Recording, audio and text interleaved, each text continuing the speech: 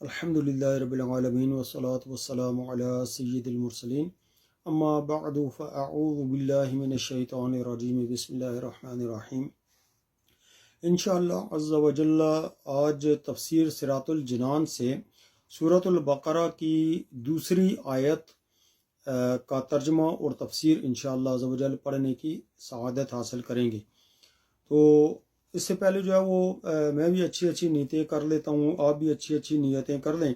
کہ انشاءاللہ عز و جل میں یہ تفسیر اللہ رب العزت کی رضا حاصل کرنے کے لیے پڑھوں گا، اور آپ یہ نیت کر لیں کہ انشاءاللہ عز و جل اللہ رب العزت کی رضا حاصل کرنے کے لیے اس تفسیر کو انشاءاللہ عز و جل سنیں گے، اور انشاءاللہ عز و جل اس پر جو بھی اللہ عز و جل اپنے کرم کے شجان شان ثواب عطا فرمائے گا، اس ثواب کو ہم تمام مسلمانوں کی خدمت میں انشاءاللہ عز و جل پیش کریں گے، اور جو بھی اس سے ہمیں برکتیں حاصل ہوں گی انشاءاللہ عز و جل اس پر جو کچھ ہم سیکھیں گے اس پر عمل کرنے کی بھی انشاءاللہ عز و جل کوشش کریں گے۔ بسم اللہ الرحمن الرحیم۔ ذالک الکتاب لا ریب فیہ ھدی للمتقین۔ ترجمہ کنز العرفان، وہ بلند رتبہ کتاب جس میں کسی شک کی گنجائش نہیں، اس میں ڈرنے والوں کے لیے ہدایت ہے۔ لا ریب،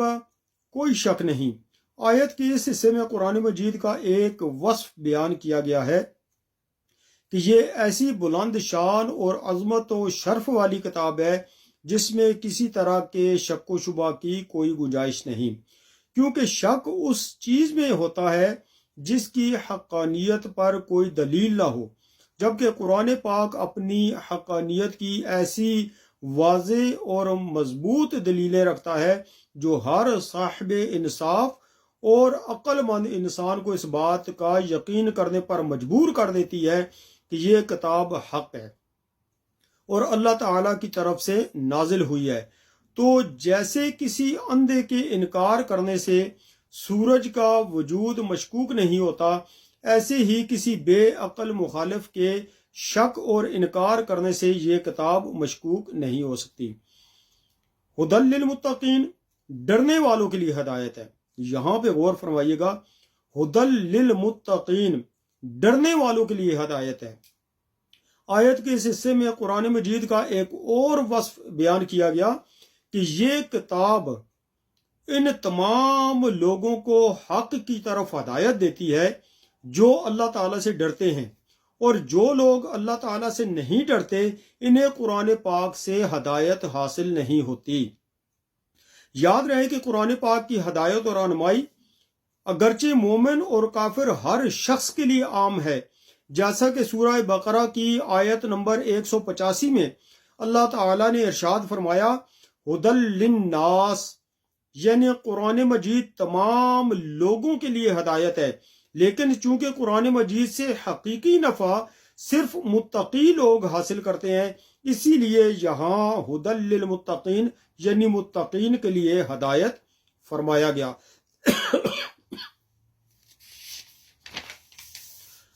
آگے تقوی کے معنی جو ہے للمتقین، تقوی کے معنی جو ہے وہ بیان فرمائی گئی کہ تقوی کا معنی ہے نفس کو خوف کی چیز سے بچانا،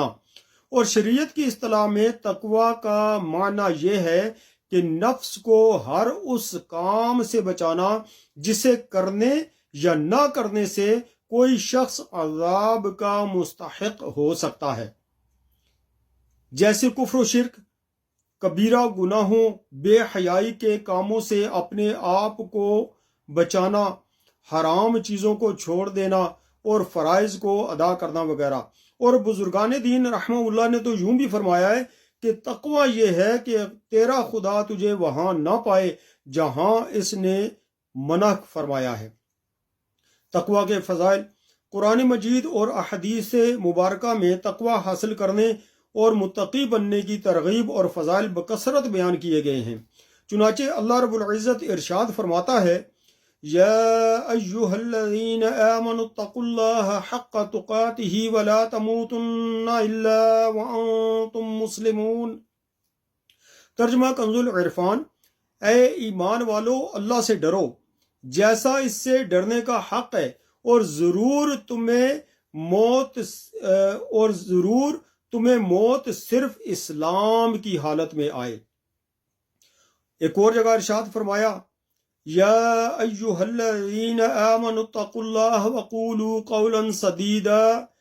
یصلح لکم اعمالکم ویغفر لکم ذنوبکم ومن یطع اللہ ورسولہ فقد فاز فوزا عظیما۔ ترجمہ کنز العرفان۔ اے ایمان والو، اللہ سے ڈرو اور سیدھی بات کہا کرو، اللہ تمہارے اعمال تمہارے لیے سنوار دے گا اور تمہارے گناہ بخش دے گا، اور جو اللہ عز و جل اور اس کے رسول صلی اللہ تعالی علیہ وآلہ وسلم کی اور اس کے رسول صلی اللہ تعالی علیہ وسلم کی فرمانبرداری کرے اس نے بڑی کامیابی پائی۔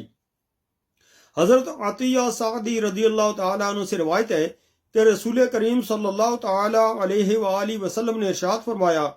کوئی بندہ اس وقت تک متقین میں شمار نہیں ہوگا جب تک کہ وہ نقصان نہ دینے والی چیز کو کسی دوسری نقصان والی چیز کے ڈر سے نہ چھوڑے، یعنی کسی جائز چیز کے ارتکاب سے ممنوع چیز تک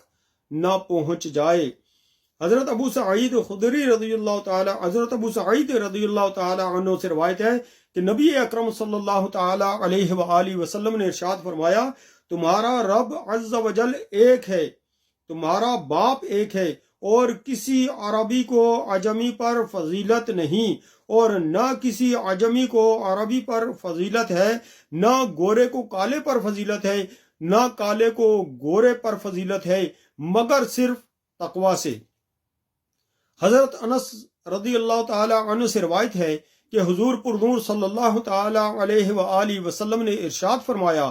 تمہارا رب عز و جل ارشاد فرماتا ہے، اس بات کا مستحق میں ہی ہوں کہ مجھ سے ڈرا جائے، اور جو مجھ سے ڈرے گا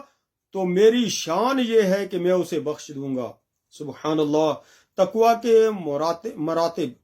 علماء نے تقوی کے مختلف مراتب بیان فرمائے ہیں، جیسے عام لوگوں کا تقوی ایمان لا کر کفر سے بچنا ہے، متوسط لوگوں کا تقوی احکامات کی پیروی کرنا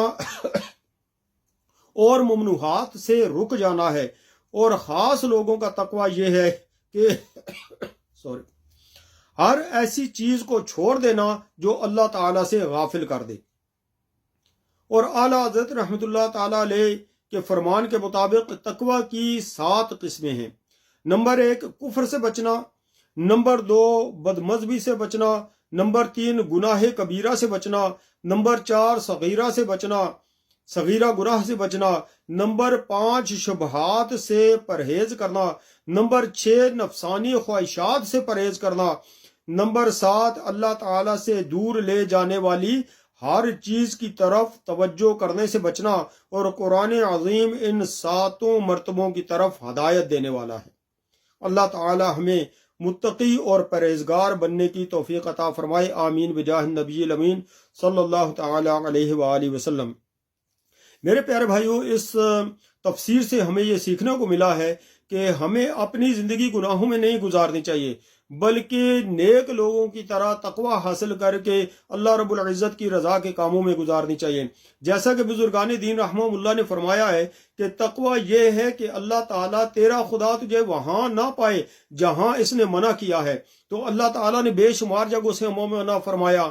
اور علماء کرام نے اس کی تفسیر جو ہے وہ قرآنی آیات کی یا حدیث کی شرح بیان کر کے ہمیں ان باتوں کا بتا دیا کہ کون کون سی جگہ پر جانا جائز ہے، کون کون سی جگہ جانا جائز نہیں ہے، کن کن چیزوں پر عمل کرنا جائز ہے، کن کن چیزوں پر عمل کرنا جائز نہیں ہے۔ تو ہمیں اپنی زندگی میں تقوی کو نافذ کرنے کی کوشش کرنی چاہیے، اور اللہ عز و جل کی اگر توفیق ہو تو ہم ہر اس جگہ میں جانے سے بچیں، ہر وہ کام کرنے سے بچیں جو اللہ تعالیٰ نے ہمیں پہلے ہی منع فرما دیا ہے، اور جس کام کے کرنے کا حکم عطا کیا ہے، کرنے کا حکم دیا ہے، ہم وہ کام کریں۔ انشاءاللہ عز و جل تفسیر جو ہے وہ ختم ہو گئی تھی، تو میں کوشش کرتا ہوں کہ 10 منٹ کی ویڈیو تقریباً بنائی جائے، تو انشاءاللہ عز و جل اس کے